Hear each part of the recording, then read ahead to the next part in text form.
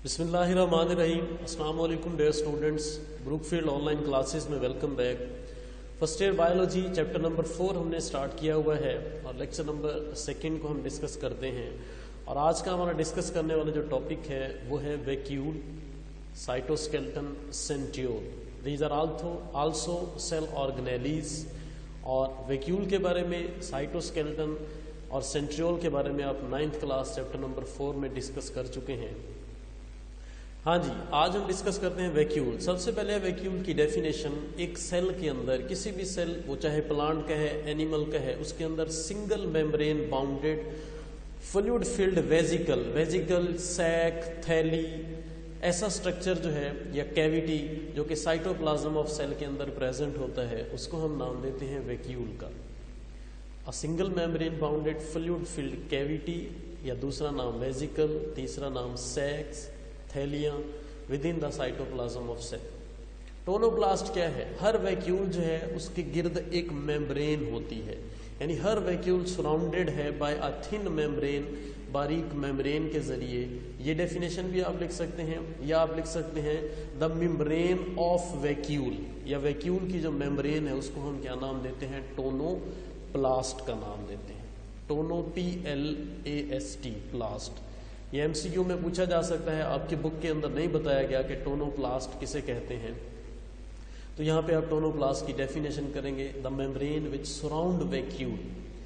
Animal cell के अंदर और प्लांट सेल के अंदर हम वैक्यूल को डिस्कस करते हैं। एनिमल सेल जो है इसके अंदर बहुत सारे छोटे छोटे वैक्यूल्स प्रेजेंट होते हैं जो कि साइटोप्लाज्म के अंदर बिखरे हुए होते हैं, स्कैटर्ड होते हैं। जबकि प्लांट सेल जो है उसके अंदर एक बहुत बड़ा वैक्यूल प्रेजेंट होता है at the central place of cytoplasm. Cytoplasm की दरमियान वाली जगह पे एक बहुत बड़ा वैक्यूल प्रेजेंट होता है, और ये बड़ा वैक्यूल बनता है जब प्लांट्स के सेल के अंदर छोटे छोटे वैक्यूल्स इकट्ठे होते हैं, और इकट्ठे होने के बाद एक बहुत बड़ा वैक्यूल बनाते हैं।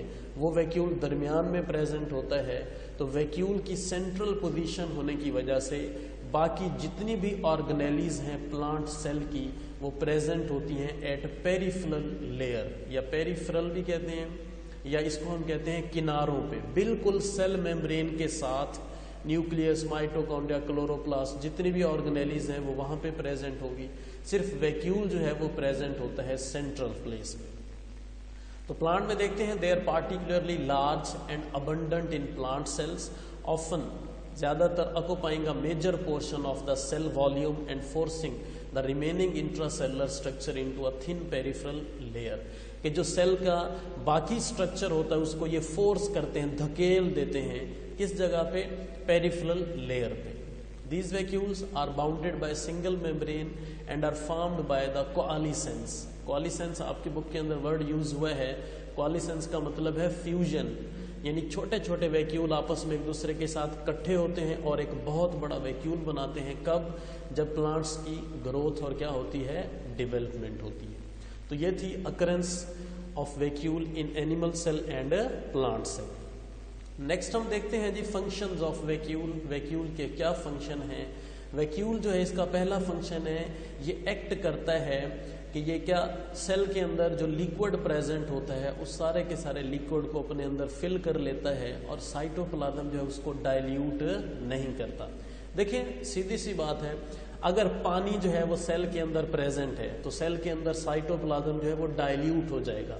लेकिन साइटोप्लाज्म के अंदर वाटर की कंसंट्रेशन मेंटेन रखने के लिए जो एक्स्ट्रा अमाउंट ऑफ वाटर होती है उसको स्टोर कर लिया जाता है वैक्यूल के अंदर, जिसकी वजह से हम कहते हैं vacuole serve to expand the plant cell without diluting its cytoplasm. Serve mean expand कहते हैं फुला देना। पानी वैक्यूल के अंदर भरने की वजह से जो सेल है वो क्या कर जाता है? स्वेल कर जाता है, फूल जाता है, एक्सपैंड हो जाता है। दूसरा इसका हम फंक्शन बताते हैं कि वैक्यूल जो है वो एक्ट करता है, या साइट्स है वो वाली जगह है जहाँ पे वाटर को स्टोर किया जाता है, या जहाँ पे बहुत सारे सेल के प्रोडक्ट्स या मेटाबॉलिक इंटरमीडिएट्स। मेटाबॉलिक इंटरमीडिएट्स का मतलब है जो केमिकल रिएक्शंस के दौरान जो केमिकल कंपाउंड्स इस्तेमाल होते हैं, उन केमिकल कंपाउंड्स को भी वैक्यूल के अंदर स्टोर कर लिया जाता है। तीसरा फंक्शन है टर्जिडिटी। देखिए पौधों के अंदर एक प्रोसेस है प्लांट सेल्स के अंदर कि उनके अंदर कोई स्केलेटन प्रेजेंट नहीं है, तो सपोर्ट प्रोवाइड करने के लिए एक प्रेशर है जिसको हम नाम देते हैं टर्गर प्रेशर का। टर्गर प्रेशर कहते हैं कि एक पानी सेल के अंदर पानी को भर दिया जाए और वो पानी सेल की वाल्स पे जब प्रेशर अप्लाई करता है तो उस प्रेशर या फोर्स की वजह से प्लांट्स के सेल जो हैं वो टर्जिड हो जाते हैं, फूल जाते हैं। The plant vacuole is the major contributor to the turgor that provide support for individual plant cell. Individual कहते हैं एक पौधे के सेल को सपोर्ट प्रोवाइड करने के लिए टर्गर प्रेशर जो है वो मेजर कंट्रीब्यूटर होता है, और वो किसके जरिए होता है? प्लांट वैक्यूल के जरिए। And contributes to the rigidity, cell को सख्त रखता है। कौन कौन से हिस्सों को? लीव्स, पत्तों को, and younger parts of the plant. इस प्रेशर को हम नाम देते हैं टर्गर प्रेशर का।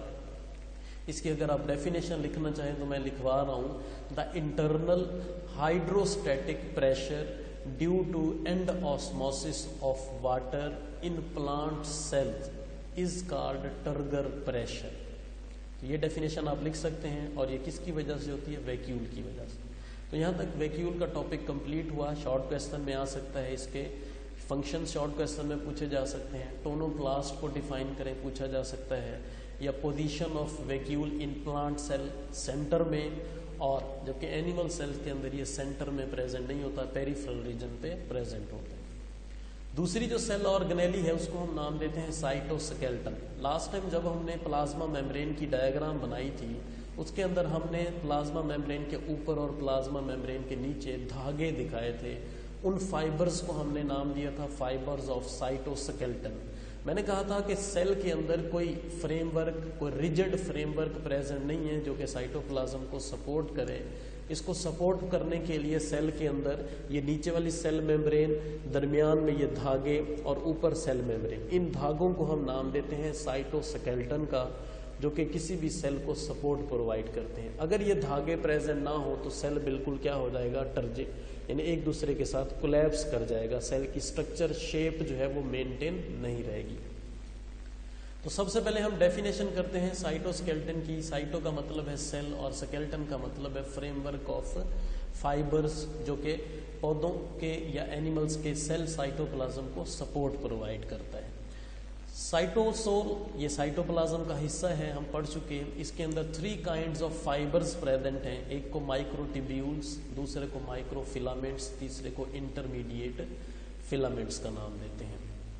सबसे पहले कंपोजिशन एंड अकरेंस, ये तीनों चीजें किन किन चीजों से मिलकर बनी हुई हैं? माइक्रोट्यूब्यूल्स, माइक्रोफिलामेंट्स और इंटरमीडिएट फिलामेंट्स जो हैं ये प्रोटीन से मिलकर बने हुए हैं। और कौन कौन सी? ट्यूब्यूलिन प्रोटीन जो है ये प्रेजेंट होती है माइक्रोट्यूब्यूल्स के अंदर। एक्टिन जो है ये प्रेजेंट होती है माइक्रोफिलामेंट्स के अंदर। मायोसिन, ट्रोपोमायोसिन और एक्टिन जो है ये प्रेजेंट होती है इंटरमीडिएट फिलामेंट्स के अंदर। और ये साइटोस्केलेटन जो है सेल के साइटोप्लाज्म के साथ साथ मसल्स के अंदर भी प्रेजेंट होता है। हमारा मसल यानी गोश्त जो है वो भी इन प्रोटीन से, एक्टिन, मायोसिन, ट्रोपोमायोसिन, इनका प्रोटीन से मिलकर बना हुआ है। सबसे पहले हम डिस्कस करते हैं जी माइक्रोट्यूब्यूल्स को। माइक्रोट्यूब्यूल्स क्या है? लॉन्ग, बड़ी, अनब्रांच, कोई ब्रांच नहीं होती, सिलेंडर कहते हैं, बारीक पतली स्ट्रक्चर्स हैं या सिलेंडर्स लाइक स्ट्रक्चर है। सिलेंडर जिस तरह बोर्ड मार्कर की शेप होती है, ये बॉल पेन की शेप भी सिलेंडर लाइक शेप है। इस तरह की शेप को हम माइक्रोट्यूब्यूल्स का नाम देते हैं। और ये माइक्रोट्यूब्यूल्स एक प्रोटीन जिसको हम क्या नाम देते हैं? ट्यूब्यूलिन से मिलकर बनी हुई है, ट्यूब्यूलिन प्रोटीन से कंपोज हुई है। और माइक्रोट्यूब्यूल्स का डायामीटर जो है वो 25 नैनोमीटर होता है। ये आपकी बुक में नहीं लिखा हुआ, ये आप लिख लेंगे। तो ये थी माइक्रोट्यूब्यूल्स जो कि ट्यूब्यूलिन प्रोटीन से मिलकर बनी हुई हैं। फंक्शंस क्या हैं इनका? सबसे ज़्यादा अहम फंक्शन जो है वो माइटोसिस और मियोसिस के दौरान जो स्पिंडल फाइबर्स बनते हैं उनकी असेंबली, इकट्ठे होना, और डिसअसेंबली, ब्रेक डाउन यानी उनका टूटना, इस चीज़ को जो मेंटेन रखता है वो किसके जरिए रखा जाता है? माइक्रोट्यूब्यूल्स के जरिए। अगर आप लोगों को चैप्टर नंबर 2 वहाँ पे हमने प्रोटीन्स के फंक्शन पढ़े थे, वहाँ पे मैंने बताया था कि स्पिंडल फाइबर्स जो हैं ये बनी हुई होती हैं ट्यूब्यूलिन प्रोटीन से, और ये क्रोमोसोम को सेल के एक पोल की तरफ और दूसरे क्रोमोसोम को सेल के दूसरे पोल की तरफ क्या करते हैं? खींचते हैं।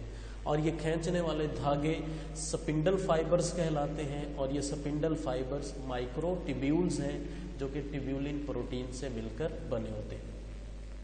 नेक्स्ट है जी दूसरा फंक्शन, बहुत सारी सेल की ऑर्गेनेलीज जो हैं वो प्रोड्यूस होती हैं माइक्रोट्यूब्यूल से, जैसा कि सीलिया लोकोमोटरी ऑर्गन है, फ्लैजेला बैक्टीरिया के अंदर पाया जाता है लोकोमोटरी ऑर्गन है, बेसल बॉडीज बैक्टीरिया के अंदर स्ट्रक्चर पाए जाते हैं, और सेंट्रियोल्स, ये सारे के सारे स्ट्रक्चर जो हैं ये माइक्रोट्यूब्यूल से मिलकर बने हुए होते हैं। तो ये थे दो फंक्शन। अब माइक्रोट्यूब्यूल्स जो है वो शॉर्ट क्वेश्चन में आ सकता है, define microtubules, right its function, तो ये सारे का सारा आप लिखेंगे। दूसरे स्ट्रक्चर है माइक्रोफिलामेंट्स, माइक्रो छोटे, फिलामेंट्स धागे, और ये ऐसे बारीक पतले धागे हैं या सिलेंडर, पतले सिलेंडर्स मीन ये सिलेंड्रिकल शेप, जो कि एक प्रोटीन जिसको हम नाम देते हैं एक्टिन प्रोटीन, कंट्रैक्टाइल का मतलब है जो कंट्रैक्ट और रिलैक्स होती हो, और ये कहाँ पे प्रेजेंट होते हैं, link to the inner face of the cell membrane या प्लाज्मा मेम्ब्रेन, और ये प्लाज्मा मेम्ब्रेन की अंदर वाली जो सरफेस है उसके साथ जुड़े हुए होते हैं। देखें ये भी अंदर वाली सरफेस और ये भी अंदर वाली सरफेस, इसके साथ ये धागे जुड़े हुए हैं, और इनका डायमीटर जो है वो 7 नैनोमीटर होता है, इसी वजह से इनको माइक्रोफिलामेंट्स का नाम देते हैं। फंक्शंस क्या हैं, इंटरनल सेल मोशन, सेल के अंदर जितनी भी मोशन हरकत होती हैं वो सारी की सारी माइक्रोफिलामेंट्स के जरिए होती हैं। इसके अलावा हमने cyclosis, active mass movement of cytoplasm हमने पढ़ा था, वो वाली मूवमेंट भी किसके जरिए होती है, माइक्रोफिलामेंट्स के जरिए। और अमेबाइड मूवमेंट, अमेबा जो कि एक माइक्रो ऑर्गेनिज्म है, उसकी मूवमेंट्स भी किसकी वजह से होती है, माइक्रोफिलामेंट्स की वजह से। तो ये थे माइक्रोफिलामेंट्स जिनका डायमीटर 7 नैनोमीटर, ये आपकी बुक में नहीं लिखा हुआ, इसे नोट कर लेंगे आप। Third type of filaments intermediate filaments, intermediate mean दरमियान वाले, किसके, माइक्रोट्यूब्यूल्स और माइक्रोफिलामेंट्स के दरमियान वाले जो धागे हैं जिनका डायमीटर इनके दरमियान होता है उनको हम इंटरमीडिएट फिलामेंट्स कहते हैं, having diameter 10 nanometer in between those of microtubules and microfilaments. Function क्या है जी, maintenance of cell shape, cell की शेप जो है उसको मेंटेन रखने में रोल किसका है, इंटरमीडिएट फिलामेंट्स का। दूसरा फंक्शन है इंटरमीडिएट फिलामेंट्स का कि ये सेल की शेप को डिटरमाइन करते हैं और सेल की जो ऑर्गेनेलीज हैं उनको आपस में लिंक रखते हैं, उनको आपस में जोड़े रखते हैं, जिसको हम नाम देते हैं इंटीग्रेशन ऑफ सेलुलर कंपार्टमेंट्स। तो ये थे फंक्शन इंटरमीडिएट फिलामेंट्स के, इनका डायमीटर 10 नैनोमीटर होता है। आप देख सकते हैं ये दरमियान वाला है किसके, माइक्रोट्यूब्यूल्स के और माइक्रोफिलामेंट्स के।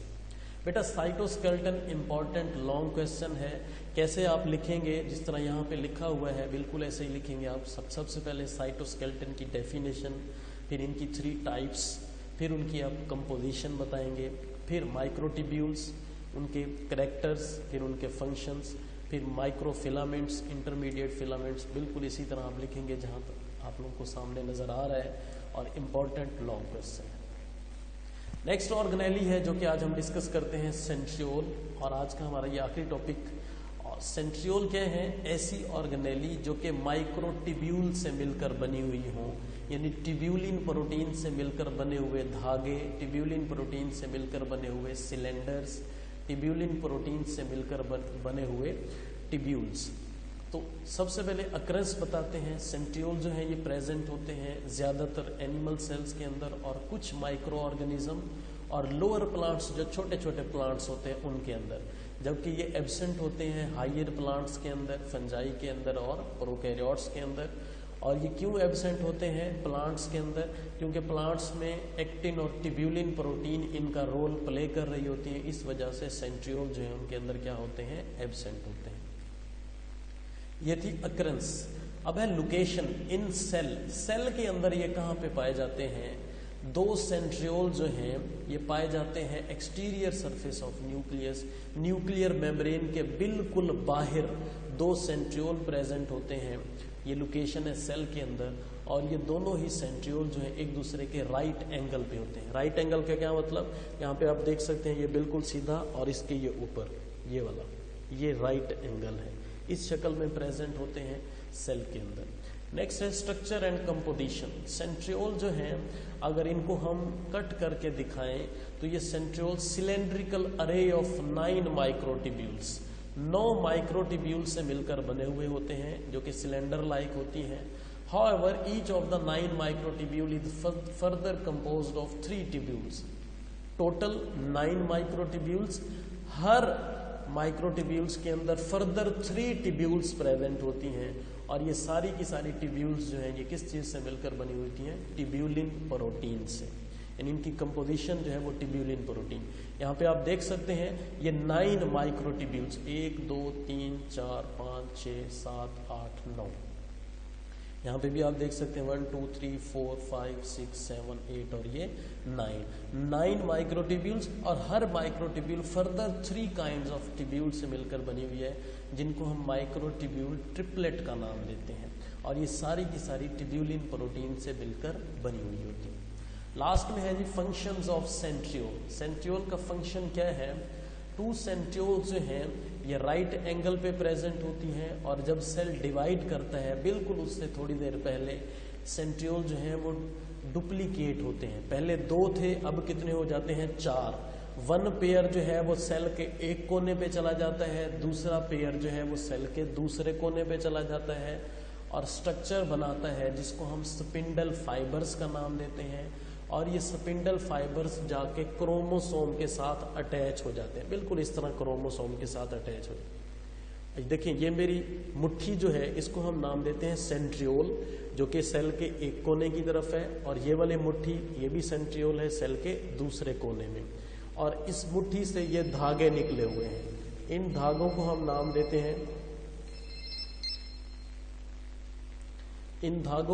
देते हैं स्पिंडल फाइबर्स। ये स्पिंडल फाइबर क्रोमोसोम को क्या करते हैं? अपनी तरफ खींचते हैं, और जब क्रोमोसोम को अपनी तरफ खींचते हैं तो क्रोमोसोम की क्या कर देते हैं? डिवीजन कर देते हैं। तो ये था फंक्शन किसका? सेंट्रियोल्स का।